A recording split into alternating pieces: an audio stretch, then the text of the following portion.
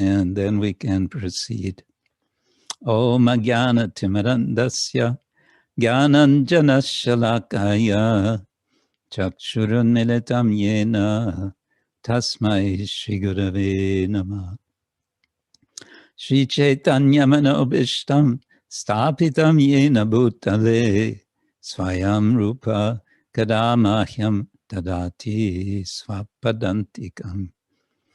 Vandeham Shri Guru Shri Yutta Padakamalam Shri Gurun Vaishnavangscha Shri Rupam Sagrajatam Sahagana Raghunatang Vitam Tam Sajivam Sadvaitam Savadutam Parijana Sahitam Krishna Chaitanya Devam Shri Radha Krishna Padan Sahagana Lalita Shri Vishakhanvitangscha. Nama Om Vishnu Padaya Krishna Prashtaya Bhutale Srimate Bhaktivedanta Swamin Iti Namine. Namaste Saraswati Deve Gauravani Pracharine Nirvishesha Shunyavadi Paschatya Deshatarine Vancha Kalpatarubhyascha Kripa Sindhubhya Evacha Patitanam Pavanebhyo Vaishnavebhyo Namo Namah. Hey Krishna Karuna Sindhu Dinabandhu Jagatpate Gopesha Gopika Kanta Radha Kanta Namostute Tapta Kanchana Gaurangi Radhe Vrindavaneshwari Rishabhanu Sute Devi Pranamami Hari Priye. Jai Shri Krishna Chaitanya Prabhu Nityananda Shri Advaita Gadadhar Shivasari Gaura Bhaktavinda. Hare Krishna Krishna Krishna Hare Hare Hare Rama Rama Rama Hare Hare. Hare Krishna Krishna Krishna Hare Hare Hare Rama Rama Rama Hare Hare. Om Namo Bhagavate Vasudevaya. Om Namo Bhagavate Vasudevaya. Om Namo Bhagavate Vasudevaya. So today, this afternoon, or this evening, for those of us here in Europe, I'm speaking from Poland. We're reading from Srimad Bhagavad-gita as it is, translations and purports by His Divine Grace, A.C. Bhaktivedanta Swami, Srila Prabhupada. And we're reading chapter 8, verse 16 as our starting point. And, oh yes, good, we have on screen ā-brahma-bhuvanāl lokāḥ punar āvartino rjuna upetya kaunteya punar janma na vidyate ā-brahma-bhuvanāl lokāḥ punar āvartino rjuna upetya kaunteya punar janma na vidyate ā-brahma-bhuvanāl lokāḥ punar āvartino rjuna upetya kaunteya punar janma na vidyate. Translation and purport. Translation: from the highest planet in the material world down to the lowest, all are places of misery wherein repeated birth and death take place. But one who attains to my abode, O son of Kuntī, never takes birth again. Prabhupada's purport: all kinds of yogis, karma, jnana, hatha, etc., eventually have to attain devotional perfection in bhakti yoga or Krishna consciousness before they can go to Krishna's transcendental abode and never return. Those who attain the highest material planets, the planets of the demigods, are again subjected to repeated birth and death. As persons on earth are elevated to higher planets, people on higher planets, such as Brahmaloka, Chandraloka, and Indraloka, fall down to earth. The practice of sacrifice, called Panchagni Vidya, recommended in the Chandogya Upanishad, enables one to achieve Brahmaloka. But if, on Brahmaloka, one does not cultivate Krishna consciousness, then he must return to earth.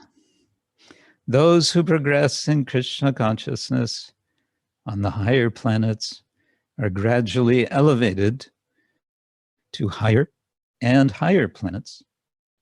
And at the same time, and at the time of universal devastation, are transferred to the eternal spiritual kingdom. Sridhar Swami, in his commentary on Bhagavad-gita, quotes this verse: Brahmana sahate sarve samprapte pratisanchare parasyante kritatmana pravishyanti parang padam. When there is devastation of this material universe, Brahma and his devotees, who are constantly engaged in Krishna consciousness, are all transferred to the spiritual universe and to specific spiritual planets according to their desires. And so ends Srila Prabhupada's purport to that verse: ā-brahma-bhuvanāl loka punar āvartino rjuna mam upetya tu kaunteya punar janma na vidyate. This verse, in sort of the middle of the 8th chapter, is responding to questions by Arjuna. Arjuna has asked several questions in the beginning of the chapter, and, well, it seems to me that Krishna answers most of those questions in the first few verses of the chapter, and then he expands on the final question. What was Arjuna's final question? We could make that a little quiz question, but I'll answer it for you. Prayana kale cha katang ngyeyosi niyata atmabi. Katam is the question word. It means how. And at the end time, literally, prayana kale, at the time of ending, which is meaning the end of life, the end of the body. Jnyeyaha asi, what is to be known? Asi niyata atmabi, by the persons who are niyata, who are self-controlled, whose selves are regulated. In other words, the yogis, those who are spiritual about those who are serious about spiritual life. We can put it like that. So Krishna is going to be responding mainly to this question in the course of this chapter. And of course, the question is relevant for all of us. We may say it's the one which is most existentially of concern for us. Why? Because we all are facing death. We're all facing the time when our very dear bodies are going to be taken away from us. So it's good to know what we should know, what preparations to make for that, which we can say is also the whole process of Krishna consciousness. In this particular verse, I would suggest we have a few themes that are touched upon. It's quite amazing, actually, how much there is in any one verse of Shastra that we can examine. Maybe I should also ask, what is our schedule, so I don't go too long dragging on and then discovering everybody's disappeared. Please tell me, if you can, what would be our standard scheduling time? When would you like me to end, and maybe keeping some time for discussion? Hare Krishna Maharaj. Thank you. Yes. Maharaj, I don't want to put if you don't want to put a time, you can go on, but because it's such wonderful opportunity for us to associate with you.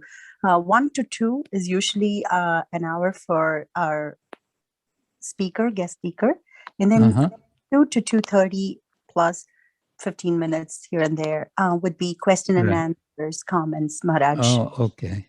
Would that work for you, Maharaj? Yeah, that's fine. Just fine. Okay, thank you. You're very welcome, Maharaj. Okay, so I was just mentioning there are some different, a variety of, I've noticed 4 themes. The first I've touched on, it's a response to this question, and we'll get back to this, how it's a response. A second theme is we're getting a kind of cosmic geography lesson from the highest planet down to the lowest. That's pretty much everything in the universe in 2 short lines. ā-brahma. A, in this case, the long A makes it up to, or including, up to and including Brahmaloka. We'll get back to that. The next theme, which I find significant here, comes in the second half of the verse, upetya, 2. The word 2 is actually here a very encouraging word. But, however, mam upetya, punar janma na vidyate. Krishna is making a promise. He makes a few promises in the Gita, and this is certainly one we can appreciate. He's promising, you come to me, and that's it. You're not going to have to come back to this world. Excuse me. So, and a fourth theme that is, I would say, also a major theme of this chapter is smaranam, remembering.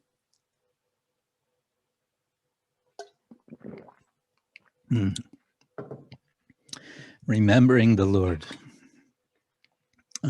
Krishna is introducing this early on in the chapter, and then he's expanding. And here it's a bit indirect, we may say, but it's implied that remembering the Lord is going to be required if we're going to successfully and permanently leave this world to go to the spiritual world. Okay, so what I want to do now is elaborate a little on each of these themes. The first one being our cosmic geography lesson. We get other hints at cosmic geography in different parts of the Bhagavad-gita. And of course, excuse me, we get much more detail in the Bhagavatam. We get lots of detail, famously in the 5th canto, but also elsewhere. Just the analysis of the material world in terms of Sankhya is there quite extensively in the end of the 3rd canto and also in the 11th canto. But here, Krishna is giving us a real one-liner which sums up a lot. And what he's doing is, of course, underlining, in effect, what he said in the previous verse, mam upetya punar janma dukkhalayam ashashvatam. In 2 words, dukkhalayam, dukkha, actually it's a samasa, it's a combination, dukkha alayam, a place of dukkha, and ashashvatam, it's temporary. That's from the previous verse. Prabhupada, in his translation, kind of carries that point over, because Prabhupada says in his translation, from the highest planet in the material world down to the lowest, all are places of misery. Actually, the Sanskrit of the verse doesn't say that. I'm sorry to say. But that's okay. Prabhupada is giving the purport within the translation. He's carrying over. He's saying, in effect, because, as Krishna has said in the previous verse, all places of this world are places of misery. He's underlining that same point here.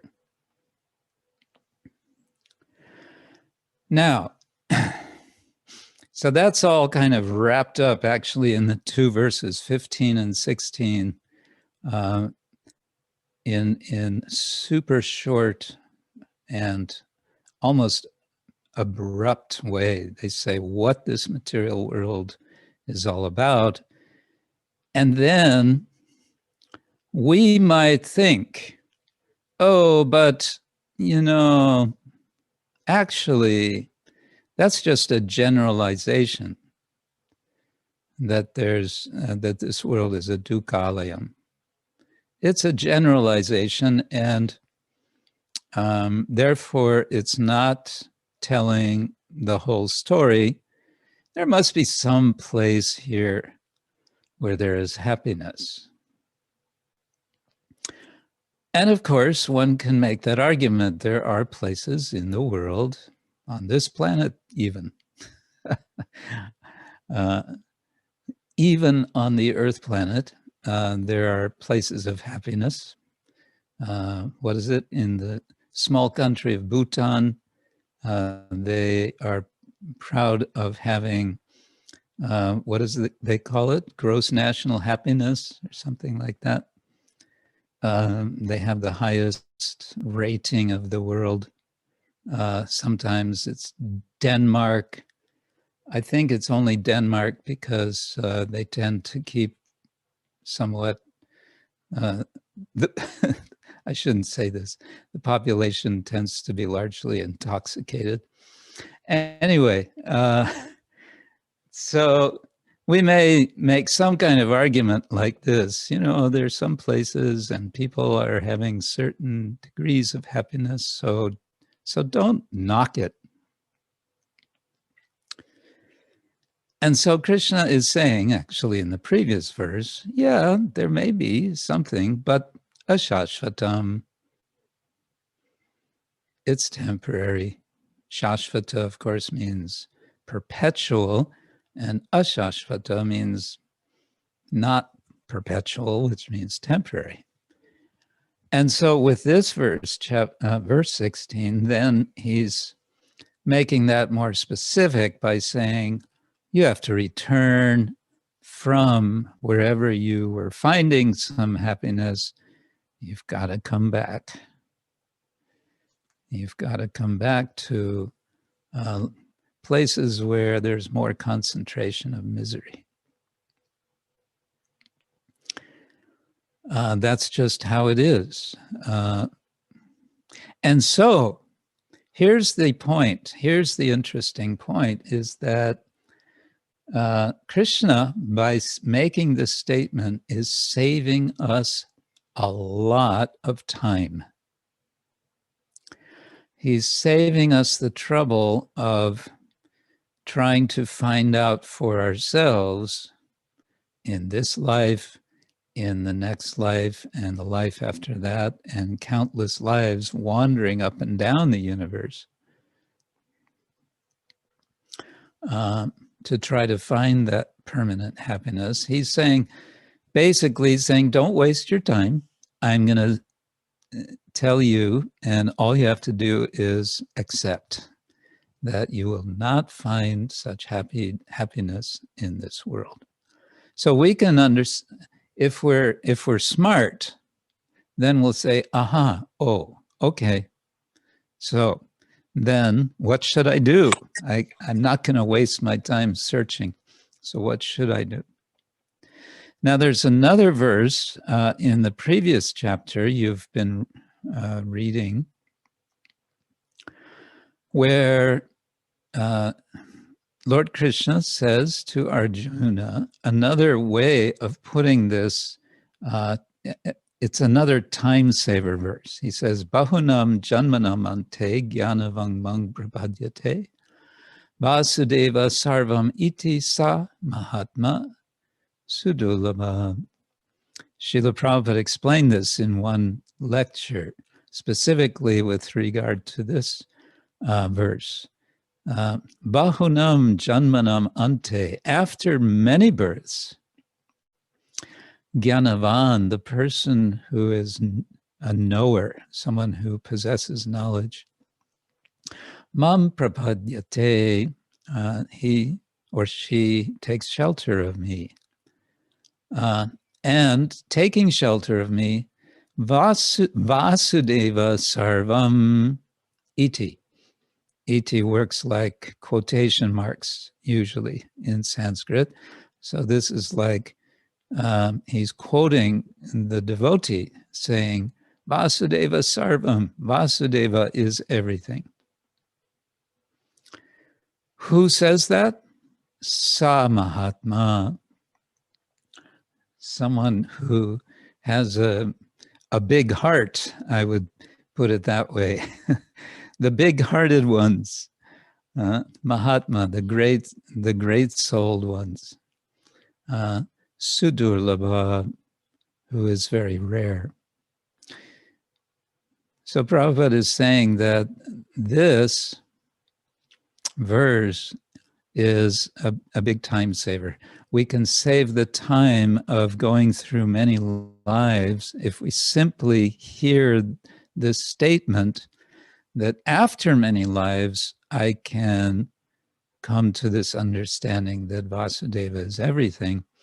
Instead of going through so many lives, if I just hear that that's the result, then I can start understanding it immediately.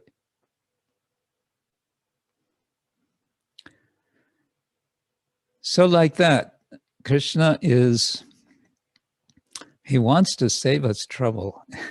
And so he's giving us these tips.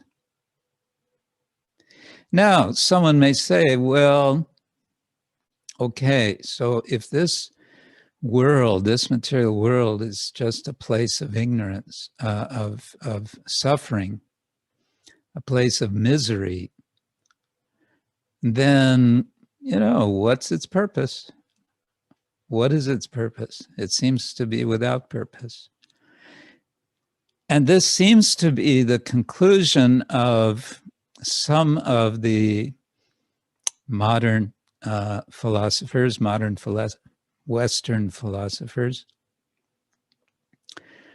one of whom in the mid 20th century, a French philosopher you've probably heard of, Jean-Paul Sartre, became well known. I remember when I was first going to university, he was very popular, Sartre, as what came to be known as existentialist. He was promoting existentialism. Much of what he wrote in French, and much of what he wrote has never been translated into English, so we may not know his whole story, but in Shyamasundar Prabhu's representation of Jean-Paul Sartre to Srila Prabhupada, Prabhupada was having him as his servant, secretary, and before him, Hayagriva Prabhu, present the basic ideas of various philosophers, Western philosophers, and Prabhupada would respond.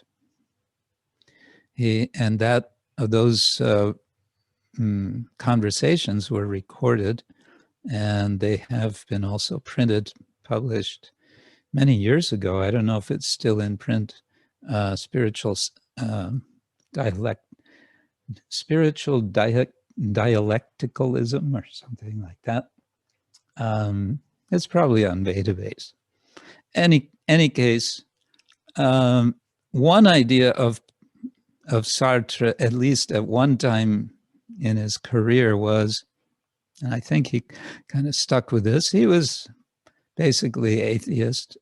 He said, this universe, we've been thrown into this universe, he said, and left on our own. Of course, one could immediately ask, so who did the throwing? I don't think he thought that one through. When we say, I have been thrown, that means someone has thrown us. And if someone has thrown us, then we can ask, so was there a reason for that? And if so, what was it? And who is that person? We can ask such questions. But Sartre just starts from the point of being thrown, like being thrown in a big empty hall alone, to figure out for ourselves what is our purpose. That was his idea. And for him, this was a way of saying that human beings have responsibility, which is not a bad idea. Unfortunately, he just locates the idea within the context of atheism. So he leaves it for the human beings basically to invent their own purposes. Now, what does that suggest? That means everyone is going to have their own individual purpose, and everyone's going to be fighting with each other with so many different purposes. Anyway, that was his idea. We would say, no, purpose is already there. And if we don't want to speak in theological, in religious terms, we can say, just broadly, in the broadest sense, our purpose as human beings is to transform ourselves, to become transformed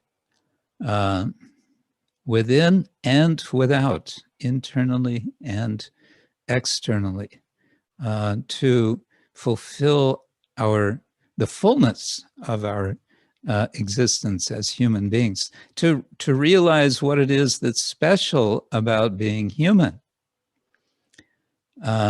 which we hear again and again in our Shastra, is that human life is special. Why is it special?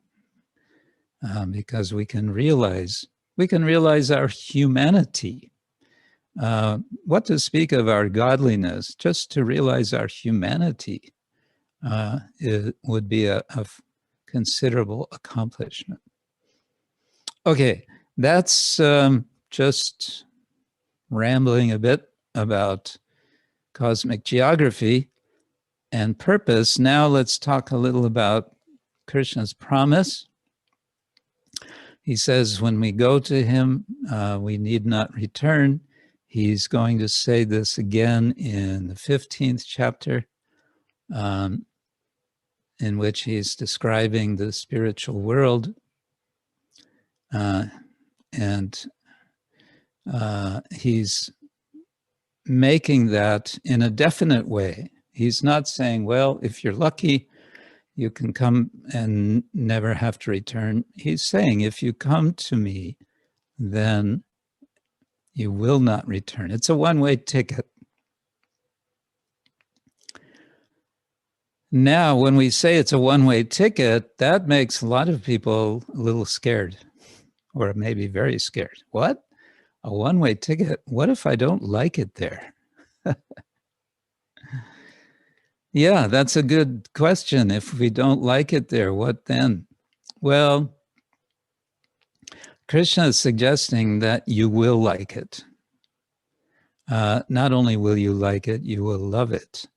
But if you're in doubt, then no worries. You can stay here and punar āvartino. You can keep rotating. The word āvartino suggests rotation. Spinning, you can keep spinning in this world. The material world is, or the universe, another word for it in Sanskrit is Brahmanda, where the word Brahma, B-H-R-A-M-A, can mean mistake. It can also mean wander. Brahm, to wander, and anda means egg. So we're enclosed in an egg in which we can wander to our heart's content.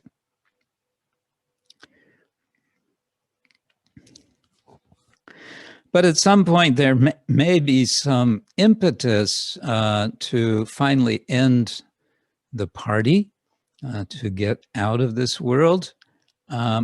In particular, recognizing that what comes up must go down, but also what is created must be destroyed. And this is elaborated also in the Bhagavatam, in the 12th canto, that there are 4 types of destruction. And we could say 3 of these types we are not familiar with. The one that we are familiar with is called nitya pralaya. We know the word nitya can mean eternal, or it can mean perpetual, or it can mean ongoing, or it can also mean repeated. So the constant destruction of anything and everything that we see around us that's going on as the seasons turn, as time pushes forward. Kala, the Sanskrit word kala, has the sense of a force of destruction. So that's nitya. And then there's naimittika, there's prakrita or prakritika, and atyantika. Naimittika and prakritika are simply different degrees of cosmic destruction. Destruction up to Brahmaloka, as I remember, it's called naimittika.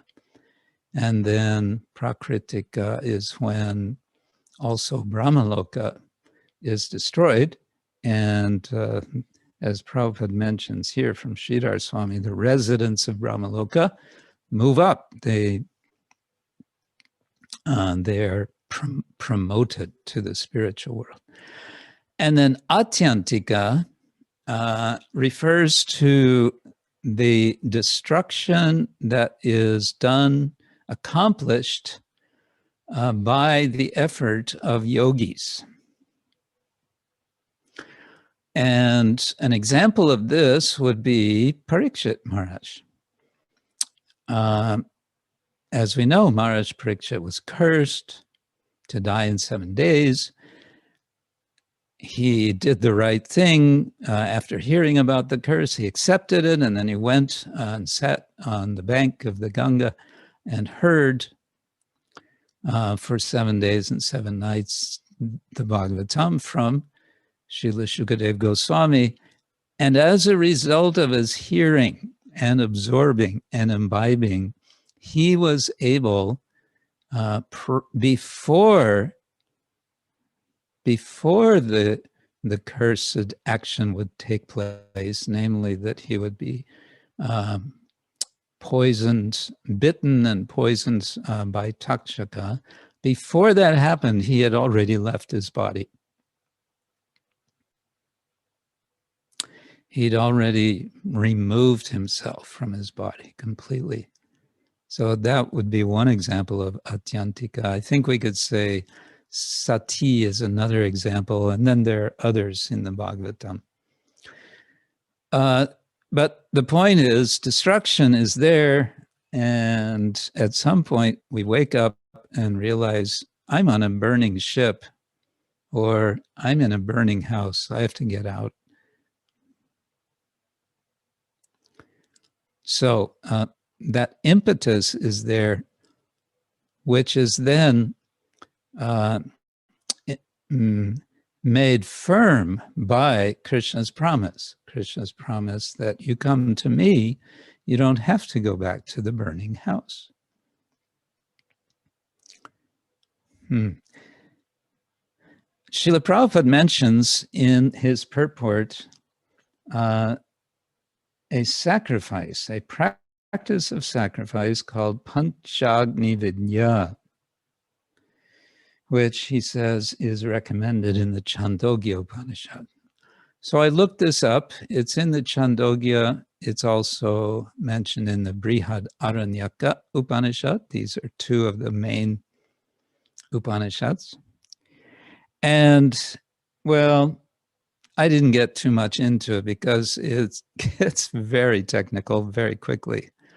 It's basically a meditation in which, in a very figurative sort of way, there are 5 fires, and then there are 5 kinds of oblations which one puts into the fires. And it's all highly metaphorical and a bit difficult to follow, at least in the short time I spent with it.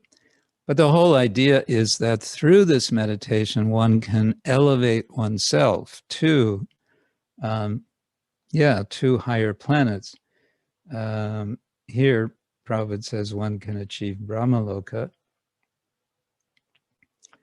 And just a general detail, what's that? A general point, or is it a detail?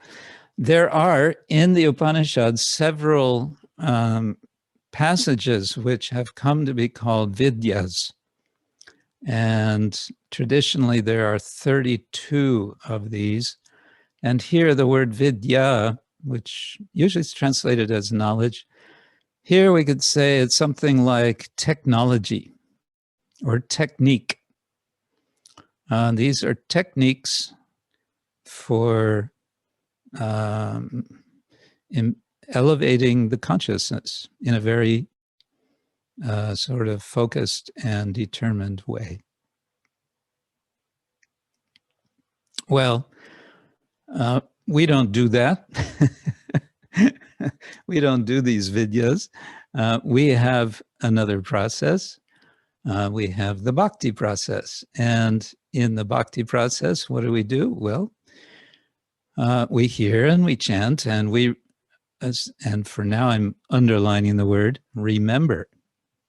We remember the Lord. And so this brings us back to what I was saying. This is another theme, which is very strongly emphasized in this chapter. In particular, we can go all the way back to verse number 5. Antakale chamam eva smaran muktva kalevaram, remembering smaran, antakale, at the time of the end of the body, kalevaram, remembering what? Not what, but whom? Remembering Mam, Krishna. Yaha prayati, one who goes, sa mad bhaktam, he's my devotee. He goes to me, yati na asti atra sangshaya, there's no doubt. Sangshaya means doubt. So again, we're getting that promise. And then Krishna makes the more general point in the next verse, yam yam va api smaran bhavam. So depending on what bhavam, what mentality, what mood one is remembering, smaran, tyajati, when giving up at the end, ante, kalevaram, this body, tam eva, eti, one will go there, certainly. Sada, always. This is always the case. Sada tat bhava bhavita. One will come to that situation. Now, the point, though, that this all leads to is in the next verse. Tasmat, whenever you see that tasmat, that's therefore. Okay, there's a conclusion here. There's something we have to especially pay attention to. Tasmat sarveshu kaleshu mam anusmara yudya cha.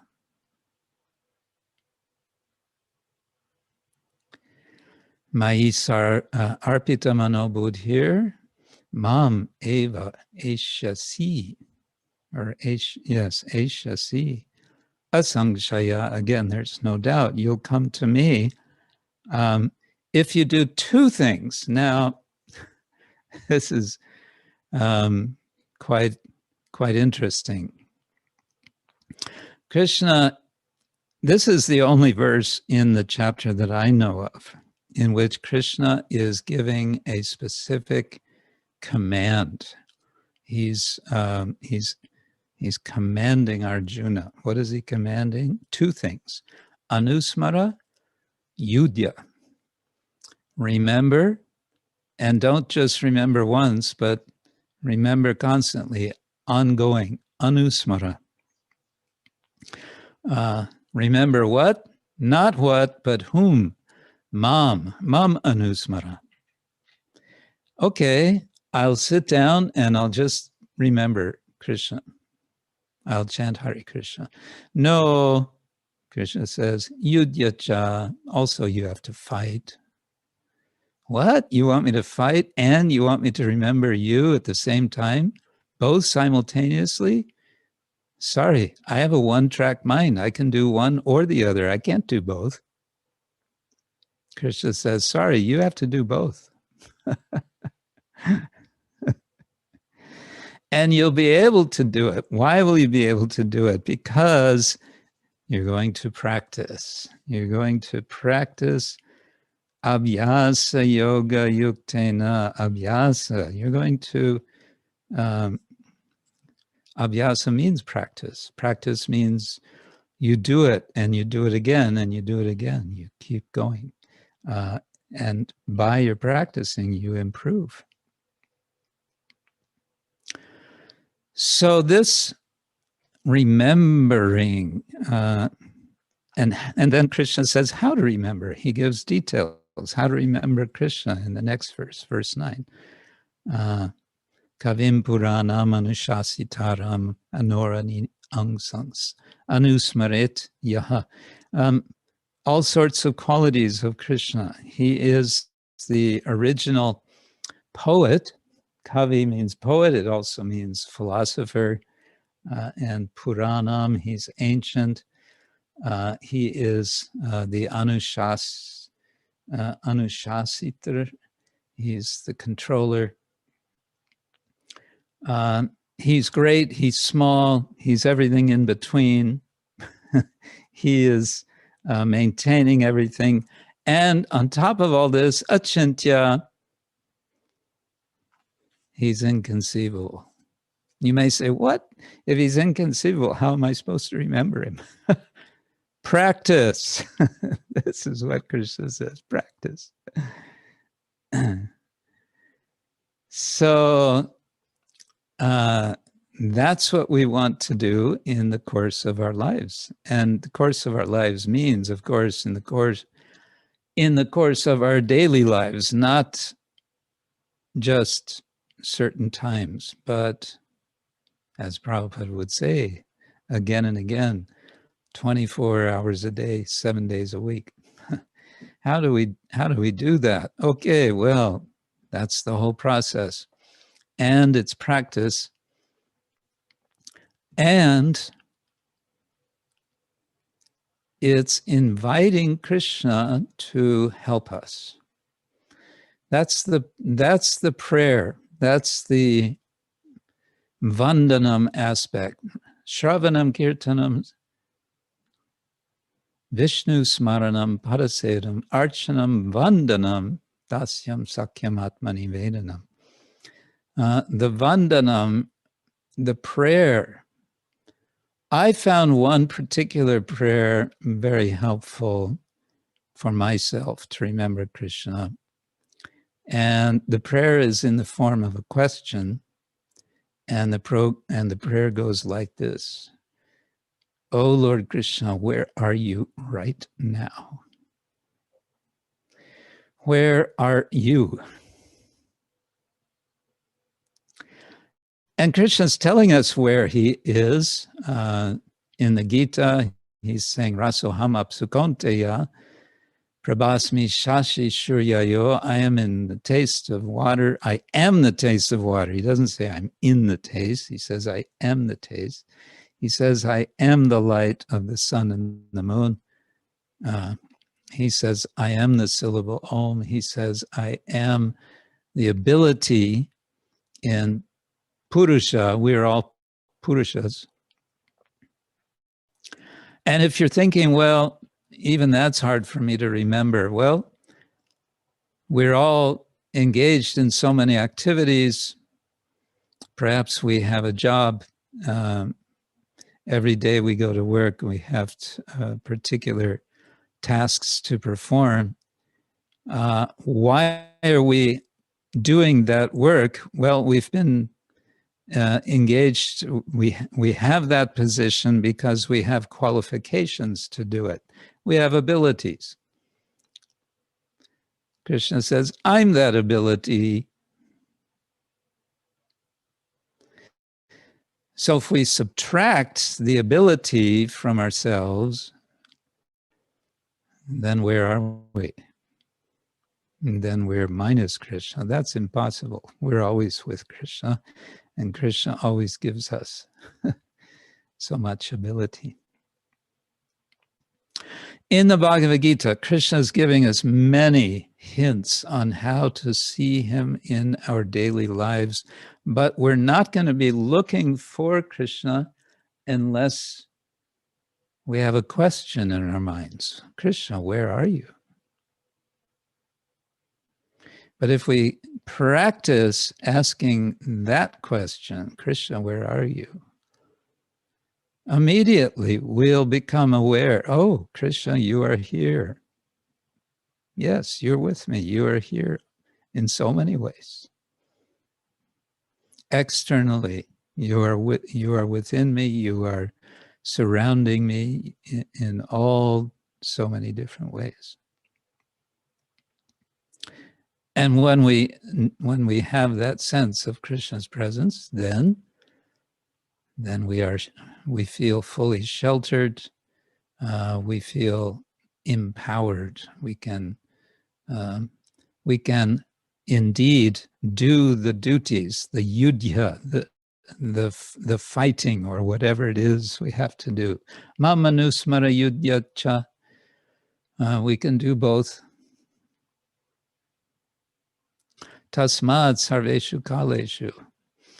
And therefore, mam anusmara yudhyacha sarveshu kaleshu. Sarva, all, and kala, time. And the endings, eshu, is just the locative plural, in all times. So what we're really looking for, I would suggest, with this remembering, is something that Srila Rupa Goswami talks about in Nectar of Devotion in Bhakti Rasamrita Sindhu. The technical term is udipana, and udipana is sometimes translated as stimulant. We're looking for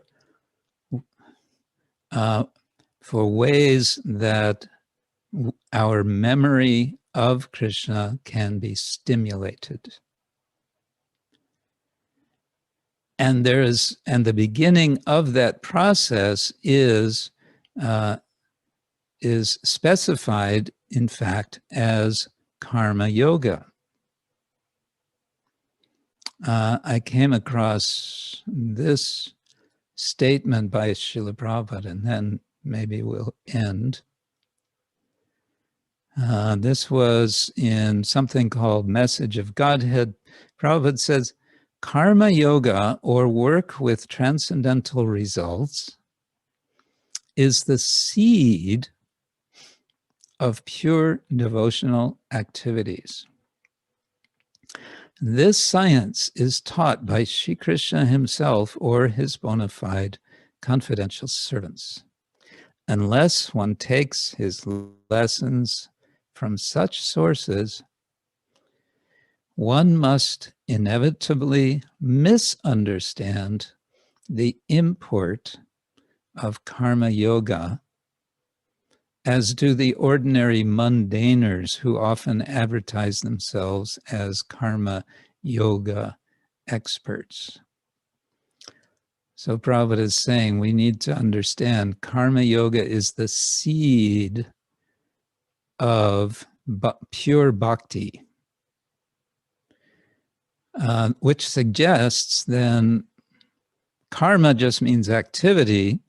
If we cultivate that sense of I'm doing this for the Lord, I'm doing this in a spirit of connecting with the Lord, yoga, and I'm doing this through the inspiration of Krishna and his representatives, then we understand, then we actually are on the path of remembering the Lord and noticing how the Lord is really present and working in our lives. And we start noticing that there's udipana everywhere. There are stimuli for remembering Krishna everywhere. Hare Krishna. I think it will be good if I stop on that point, just to go back to the verse for one more memory reminder. ā-brahma-bhuvanāl punar āvartino Arjuna mam upetya tu kaunteya punar janma na vidyate. From the highest planet in the material world down to the lowest, all are places of misery wherein repeated birth and death take place. But one who attains to my abode, O son of Kuntī, never takes birth again. Hare Krishna. Bhagavad-gita ki jai. So I'll stop there and see if any of you have reflections or maybe there's a question, anything you want to maybe to elaborate some point.